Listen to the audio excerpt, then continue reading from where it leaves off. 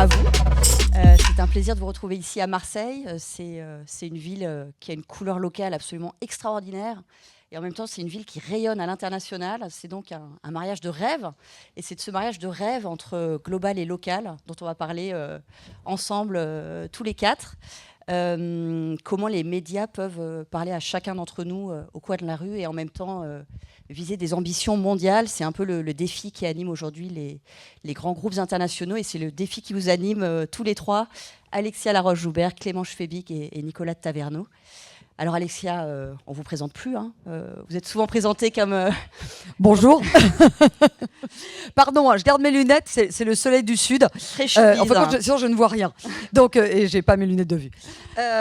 Non, vous êtes souvent présentée comme la femme la plus puissante du PAF. Vous êtes devenue culte. Hein. Vous dirigez Benidje France. C'est une société de production qui évolue dans 23 pays dans le monde, je crois.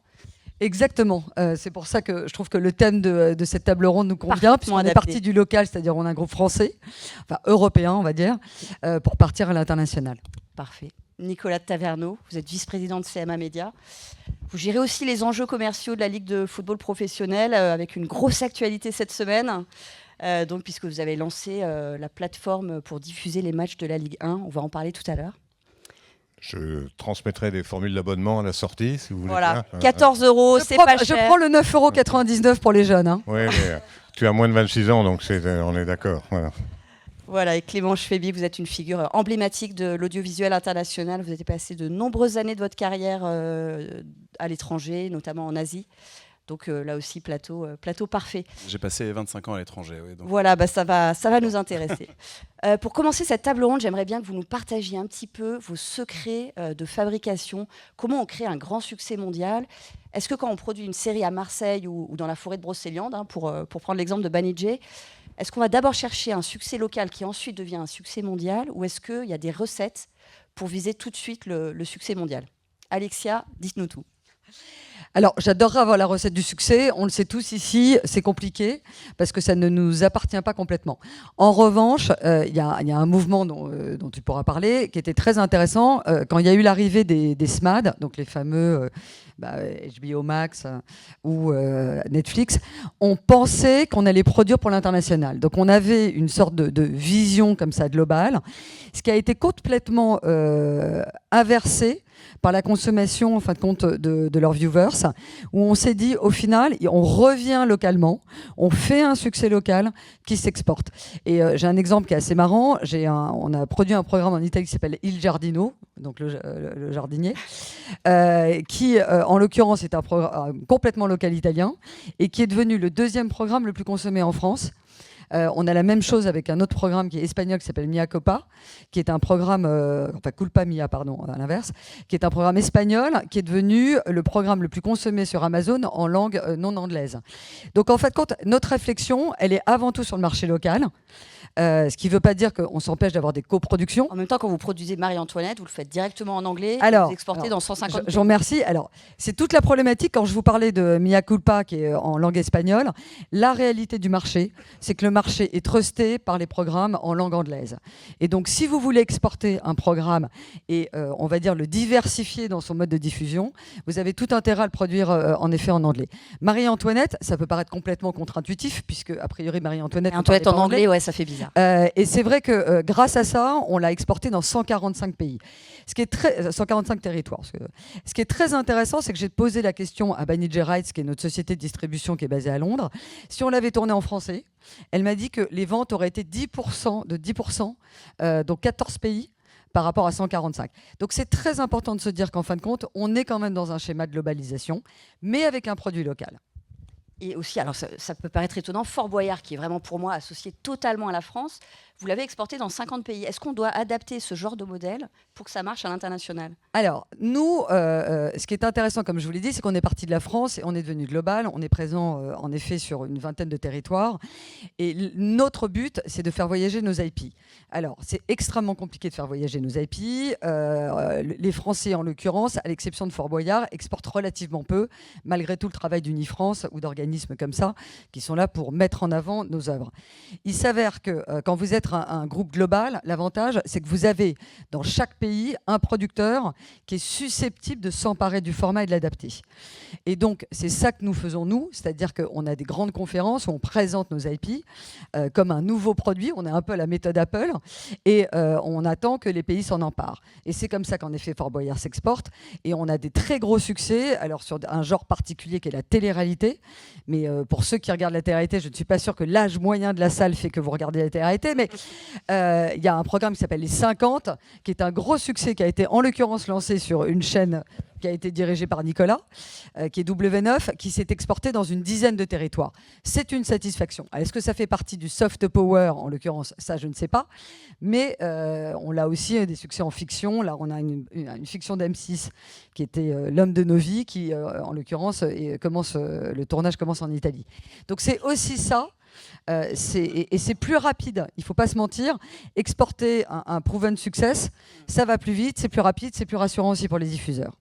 Nicolas tient à vous répondre là-dessus. Nicolas. Dans la ligne de ce que disait Alexia, la créativité est souvent locale. Lorsqu'on regarde la télé-réalité, elle est née aux Pays-Bas d'un créateur. L'amour est dans le pré, c'est né dans un petit territoire anglo-saxon. Et ensuite, c'est repris. Je peux vous donner un autre exemple. Dans la fiction, on a développé une série à partir d'un concept espagnol qui s'appelait Cenas de Matrimonios, qui est devenu Scène de ménage en France. Et le travail des producteurs, on l'a fait avec Alexia pour le Loft. Ça s'appelait Big Brother, ça s'est appelé le Loft en France. C'est l'adaptation locale d'une création parfois extérieure. Et effectivement, le travail de sociétés comme Banijé, c'est de le faire voyager et de le faire partager à d'autres. Donc on retrouve souvent des programmes identiques, mais adaptés à chaque territoire. C'est évidemment vrai dans les programmes dits de flux, mais ça l'est parfois dans les programmes de fiction. Les seuls programmes de fiction qui voyagent vraiment, c'est ceux en langue anglaise.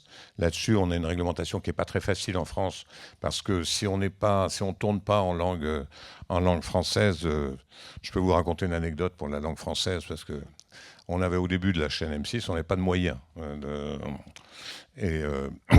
Et donc, on avait des obligations de production de fiction. Et on n'y arrivait pas à les faire.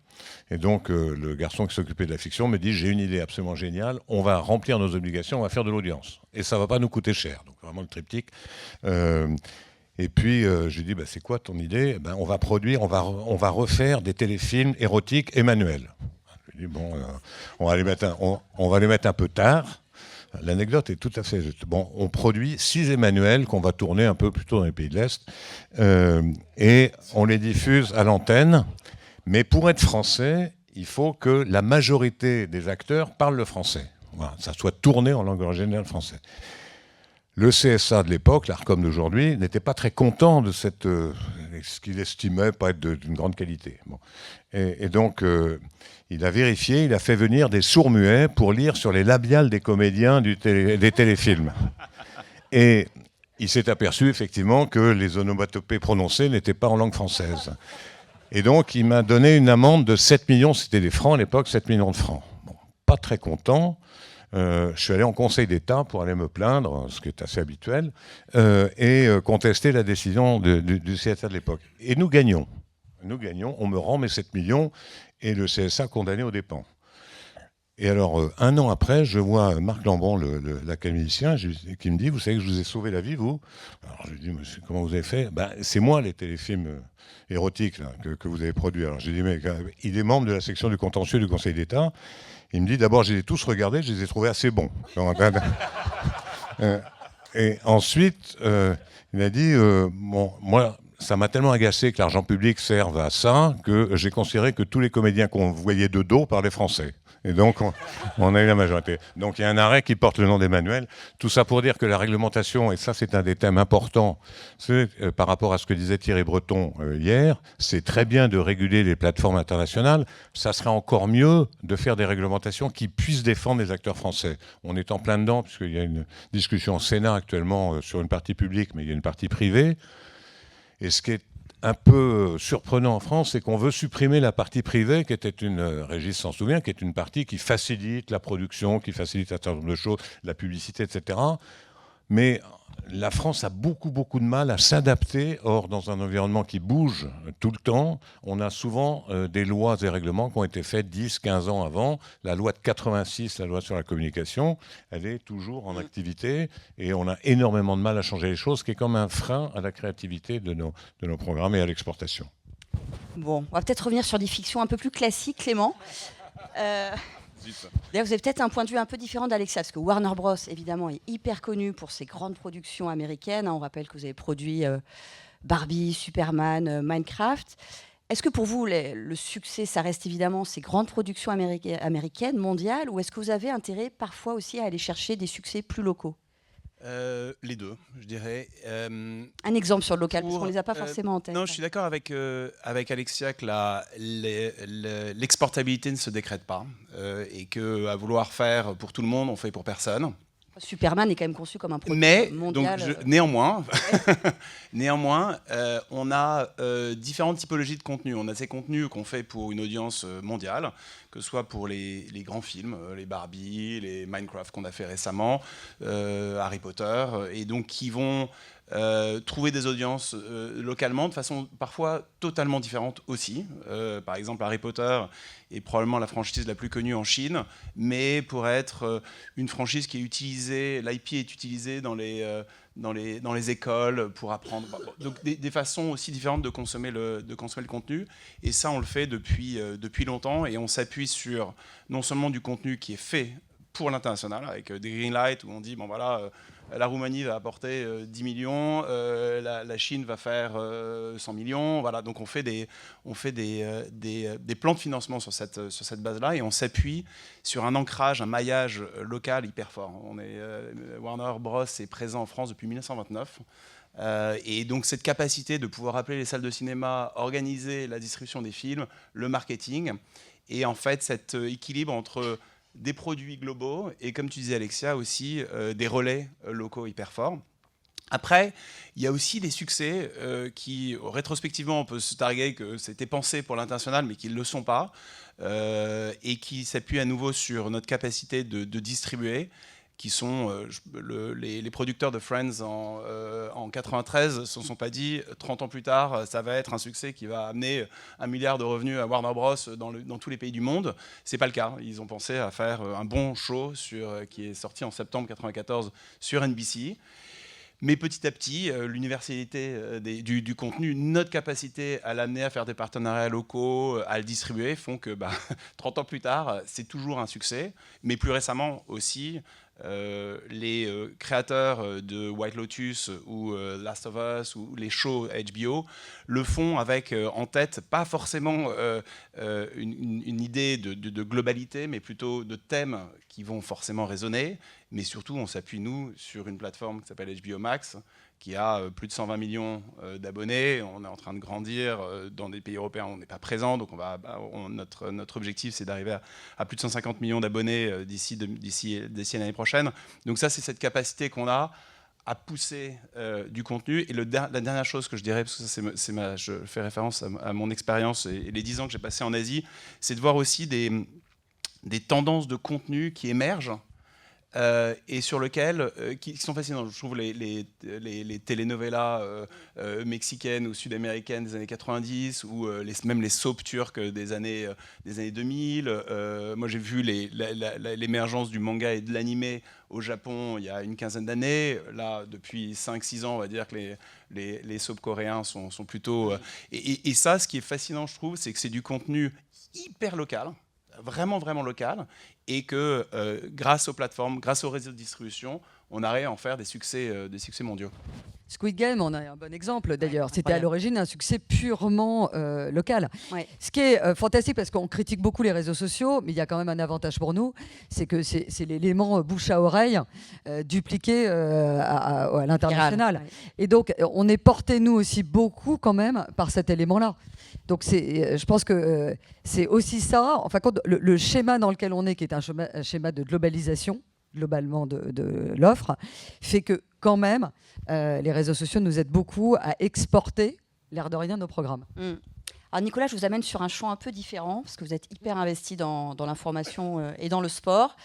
Et cette semaine, donc, grosse actualité sur le foot, avec ce lancement de cette plateforme pour la rentrée prochaine. Concrètement, le foot, ça a longtemps été associé à des territoires. On supportait l'OM, on écoutait RMC. Aujourd'hui, les jeunes, ils suivent Messi à Miami, ils suivent Ronaldo en Arabie Saoudite et ils regardent les matchs aussi en partie sur TikTok. Comment, quand on gère les intérêts de la Ligue de football professionnelle, on arrive à garder ce public-là? Comment on réconcilie un peu cet attachement à une équipe de cœur et cette passion globale? Peut-être avant de répondre à la question, de compléter ce que disait Clément, c'est que en fait, il y a toujours eu une globalisation du talent. Et notamment, nous, on a commencé la chaîne, elle s'est appuyée sur des séries américaines, et tout le monde se souvient des X-Files, des Prison Break, des Madame est servie, des Who's the Boss, etc., des Cosby Show. Et donc, on a toujours... La grande différence aujourd'hui, c'est que les Américains, enfin, disons les Anglo-Saxons, arrivent directement chez nous via les plateformes, ce qu'expliquait... Autrefois, il y avait un médiateur. Le médiateur, c'était les chaînes françaises. Or, aujourd'hui, c'est une rupture assez forte parce que tous ces produits qui étaient un peu mainstream sont disponibles sur les grandes plateformes. Et donc, la télévision française ou allemande, etc., doit se renouveler pour trouver des programmes locaux qui puissent challenger ceux qui n'ont plus en programmes internationaux, notamment dans le domaine de la fiction. Et ça, c'est un très gros challenge, qui est d'ailleurs à l'avantage des sociétés de production comme Banijay, c'est d'inventer des concepts qui fassent qu'on puisse remplacer progressivement les fictions américaines, ou les films américains d'ailleurs, qui sont conservés par les plateformes, de façon donc on sera forcément sur les télévisions à l'avenir, les télévisions de chaque pays, plus locales, avec des IP internationaux, mais qui seront adaptés localement. Sinon, on n'a aucune chance de résister par rapport aux grandes plateformes américaines. Ça, je pense que c'est vraiment important. Et puis, il y avait des caractéristiques. Moi, je me souviens que, par exemple, le public français préfère les sirènes de la police américaine que les sirènes allemandes. Ah ouais, bon, Schwarzwald Clinic, ça marchait moins bien que X-Files. Hein, voilà. Donc, il y a quand même des caractéristiques du public et il y a de ce point de vue-là. Alors, sur est-ce que le football est local ou international, il est les deux. Hein. C'est un bon mix des deux, c'est-à-dire qu'on a un phénomène d'appartenance d'abord à son équipe nationale, ensuite à son équipe marseillaise ou parisienne. Marseillaise plutôt. Non, je dois être neutre. Hein. Et donc, ce programme, le football, est un carburant absolument essentiel pour les médias. Simplement, c'est un produit qui coûte très cher. Donc, les médias ont plus ou moins de moyens pour l'acheter. Là, on est dans une période assez compliquée en France, dans laquelle les médias n'ont pas forcément les moyens d'acquérir au prix souhaité le produit football. Et donc, plutôt que de le brader, ce qui aurait été une mauvaise solution, les clubs ont décidé de se l'approprier, d'en faire leur propre produit. Et moi, c'est la première fois, ça me rajeunit, c'est la première fois qu'on va lancer une nouvelle chaîne, donc ça me rajeunit un peu, mais c'est une nouvelle chaîne exceptionnelle parce que je n'ai pas payé des droits à Alexia. Voilà. C'est-à-dire que c'est la bonne nouvelle de la journée. J'aurais adoré que tu me payes quelque chose. Il m'a viré de l'appel d'offres. Donc, non, on ne peut pas virer, on a discuté. Bon, non, mais ce que je veux dire, c'est que les droits nous appartiennent, c'est-à-dire appartiennent à la Ligue de football, et donc on a habillé le programme pour tenter de le vendre au mieux. Mais vous êtes en train de négocier une charte des médias où vous voulez faire découvrir les coulisses des clubs aux supporters. Concrètement, quelle expérience vous voulez proposer aux supporters ? Ça, vous allez le découvrir à partir du début août. Simplement, on doit avoir... il y a énormément de progrès qui ont été faits dans la façon d'appréhender. D'ailleurs, Canal+ l'a très bien fait pour un certain nombre de sports, dont le rugby ou la Formule 1, par exemple. Et ça doit être un modèle pour le football en France, d'avoir une immersion qui soit plus complète, plus proche des joueurs, plus fans, etc. Et donc, les clubs, à partir du moment où la chaîne leur appartiendra, donneront plus facilement accès à leur grand talent. D'accord. J'aimerais bien vous entendre tous les trois sur cette grande révolution technologique qui secoue évidemment les médias. On parle d'intelligence artificielle tous les jours. Concrètement, pour une plateforme comme Max, là, on en parlait tout à l'heure, est-ce que c'est un vecteur d'uniformisation de l'offre ou d'hyper-personnalisation ? On en a parlé un peu tout à l'heure, mais si on peut rentrer dans le concret. D'abord, je voudrais juste, sur le point de Nicolas, certes, je pense que l'émergence de plateformes internationales font que les acteurs locaux sont un peu moins peut-être importants dans la diffusion du contenu, mais nous, ce qu'on voit, c'est qu'il y a une complémentarité encore très forte. On a, avec RMC, BFM, on a un deal en place avec, je ne sais pas si c'est officiel ou pas, mais vraiment voilà, avec des sitcoms qui vont arriver. Enfin, voilà. Mais donc, ce que je veux dire, c'est que y a quand même des audiences très différentes et que payer 5 à 10 dollars euros pour avoir HBO Max, c'est différent que de le consommer de façon linéaire sur une chaîne de télévision. Donc on a à la fois beaucoup de contenu exclusif, mais on partage, vous pouvez voir les films Harry Potter sur TF1, donc on essaye de toujours aller et de faire vivre les grandes franchises sur différents formats, sur l'intelligence artificielle. Nous, on pense que c'est une façon pour nous de relever un défi. Et notre défi, nous, c'est la visibilité de notre contenu. Comment vous l'utilisez sur la plateforme? Voilà, oui, parce qu'on a 12 500 titres, enfin, je veux dire, on a 27 000 heures de contenu. Enfin, donc on a un contenu gigantesque qu'il est impossible humainement de rechercher, d'explorer. Et donc en fait, ces algorithmes vont permettre une personnalisation du contenu qui feront que les gens vont pouvoir fouiller le catalogue des 12 500 titres de Warner et retrouver des films que sinon ils n'auraient jamais retrouvés sur une page en scrollant pendant des heures. Donc nous, ça c'est quelque chose de très très important pour nous, la visibilité. Est-ce qu'on a fait totalement tomber la barrière de la langue? On en parlait la dernière fois, Alexia. Amazon avait des centaines de catalogues inexploités dans ses tiroirs et ils ont pu les ressortir et les exporter aux quatre coins du monde grâce à l'IA. C'est quand même génial. Techniquement, il y a encore des évolutions parce que le process d'Amazon est assez intéressant. Ils le mettent dans une IA, mais après, il y a des comédiens qui rejouent certaines séquences. Donc, ils font un mélange des deux. Non, ce qui est intéressant, c'est qu'en effet, tu as l'algorithme qui va vous permettre d'aller diguer un peu dans les contenus, et vous avez énormément de contenu, que ce soit chez toi ou sur tes camarades. Moi, ce qui m'interpelle, c'est que le problème de l'algorithme, c'est qu'on sait qu'il est mainstream. Donc, il t'accompagne dans ton propre courant de pensée. Et ce qui va être intéressant, c'est comment créer une IA qui crée des accidents de parcours. Et donc ça, je pense que c'est le véritable enjeu que vous allez avoir, c'est-à-dire amener la curiosité, amener la surprise, amener l'accident. Nous, l'IA... Je pense que c'est juste là-dessus, je pense que ce que l'IA peut permettre, plutôt que d'algorithmes qui sont pré-organisés ou pré-programmés. Exactement. Et c'est vrai que j'en parlais avec Claire Basini, qui est la patronne de TF1+. Elle a fait quelque chose, elle a utilisé l'IA pour faire ce qu'on appelle une poursuite de lecture. C'est-à-dire qu'elle a justement fait des acquisitions de telenovelas, t'en parlais, et pour lancer le corner telenovelas, elle a fait une poursuite de lecture après Les Feux de l'amour. Et donc, les gens sont partis sur les telenovelas et c'est comme ça qu'elle a créé l'envie. Nous, évidemment, en tant que producteurs, on utilise l'IA à peu près sur tout le process de workflow. Ça va de l'écriture, donc c'est toujours une aide à l'écriture. Comme je le dis, elle est profondément mainstream. Elle n'est pas très intelligente, bizarrement. Et donc, si elle n'est pas accompagnée par des auteurs, très vite, elle s'arrête dans sa réflexion créative. Après, on l'utilise au niveau de la production. Et là où on va probablement faire des économies, c'est sur la post-production. C'est-à-dire que moi, j'ai fait un test, par exemple, sur Koh-Lanta. J'ai donné à l'IA, on a beaucoup de saisons de Koh-Lanta, comme vous le savez. Et donc, elle a été capable de me reproduire un conseil quasiment parfaitement. La seule chose qu'elle a loupée, c'est par exemple le regard d'un candidat qui d'un seul coup se dit « putain, il m'a trahi ». Ça, elle n'est pas capable de le faire.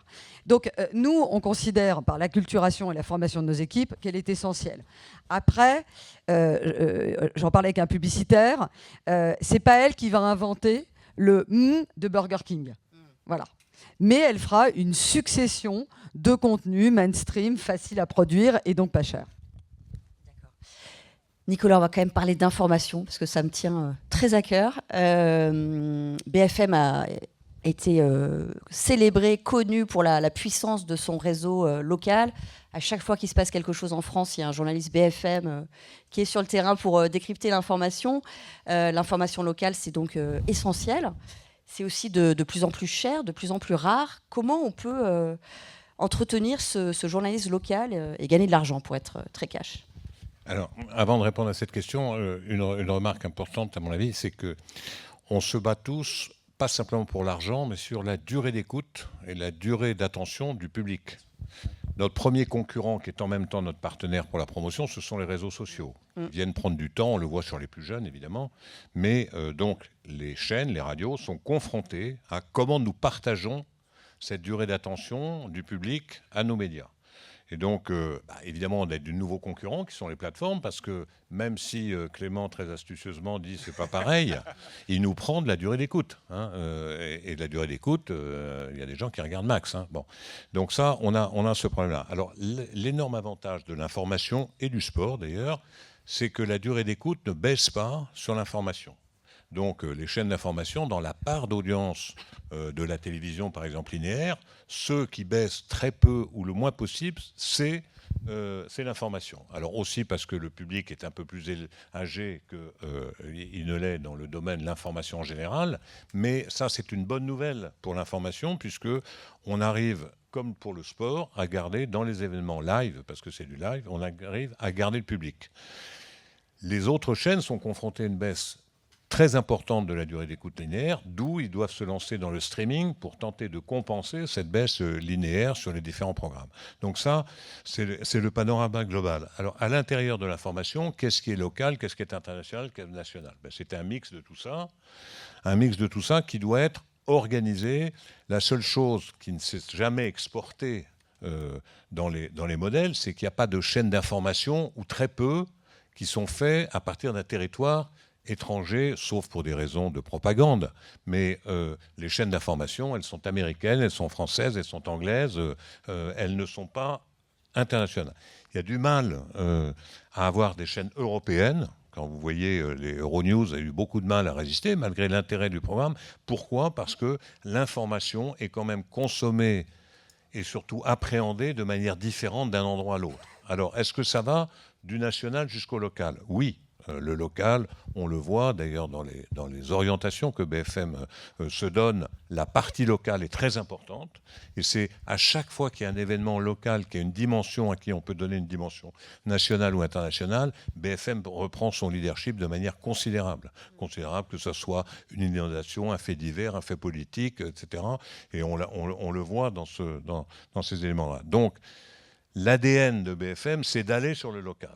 Alors, est-ce qu'ils vont sur le local à partir de Paris, ou est-ce qu'ils le font à partir des grandes métropoles ?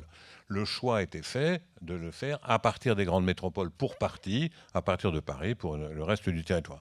Alors ça coûte de l'argent. Ça coûte de l'argent parce que les télés locales, il y a BFM Marseille, qui est d'ailleurs une télévision locale qui marche très bien, qui est installée à Grand Central dans le magnifique bâtiment qui va s'installer à Grand Central dans le magnifique bâtiment multimédia de CMA, aux côtés de nos collègues de la Provence, et dans lequel ils vont mutuellement s'aider d'ailleurs, pour faire, je crois que c'est une première mondiale, d'avoir du digital, de la presse écrite, de la télévision linéaire dans le même bâtiment au service de l'information locale.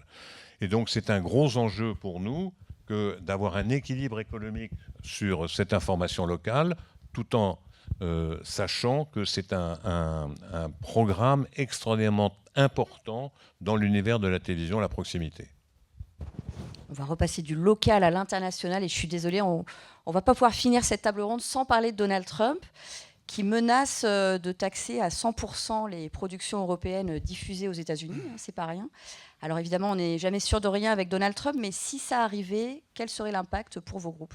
Clément. Je mets un peu à défi de savoir qu'est-ce qui est une production européenne versus une production autre, parce que quand on regarde par exemple les films, même les films américains, sont maintenant en grande partie tournés un peu partout dans le monde. L'impact sera terrible pour les... Un peu partout dans le monde, donc je ne suis pas sûr que ce soit absolument évident d'appliquer cette mesure. C'est au moins la réflexion que nous, on a par rapport à ça, par rapport en prenant nos grandes productions. Donc ça, c'est... Alexia ? Non, je pense que c'est compliqué parce que en fait, quand en mettant une taxation, alors après se pose la question, parce que normalement c'est sur les droits de douane, c'est sur des biens, des marchandises, pas sur des services.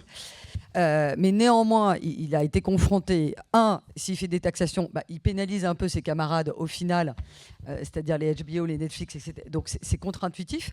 Mais il y a le vrai mouvement vient en fin de compte de Los Angeles, c'est-à-dire qu'il y a un mouvement là qui s'appelle Stay in LA. Avec la grève des auteurs, des scénaristes et des techniciens, en fait, il y a eu une fuite de la production vers l'Europe. Et ça, on peut être très très fier de cette prise de guerre qu'on a faite, puisque dans tous les pays, il y a eu ce qu'on appelle des tax rebates, qui étaient très incitatifs, et dont le C2I en France pour les productions internationales, qui permet en fin de compte de produire pas cher à l'intérieur de l'Europe. Je prends l'exemple de Carême qu'on a produit pour Apple. C'est une énorme production pour Apple, mais néanmoins, quand j'ai vu le patron d'Apple Monde, il m'a dit ça m'aurait coûté 6 fois plus cher aux États-Unis. Et c'est pour ça qu'il y a cette tendance-là qui s'appelle Stay in LA, où en fait, quand on regarde en Californie, ils ont augmenté le tax rebate américain de 370 à 730, ça a été annoncé la semaine dernière, millions de dollars, pour réinciter en fait, contre les productions américaines à rester sur le territoire américain. Donc c'est aussi notre succès que de les avoir amenés en Europe. Maintenant, il faut les garder, et ça, il faut faire énormément de lobbying, et je parle à vous tous, auprès des autorités, en l'occurrence de Macron et de Choose France. On en a beaucoup parlé quand j'ai eu la chance d'être invité, parce qu'il faut garder ces productions qui font vivre un écosystème très important pour l'industrie française des médias. Européenne.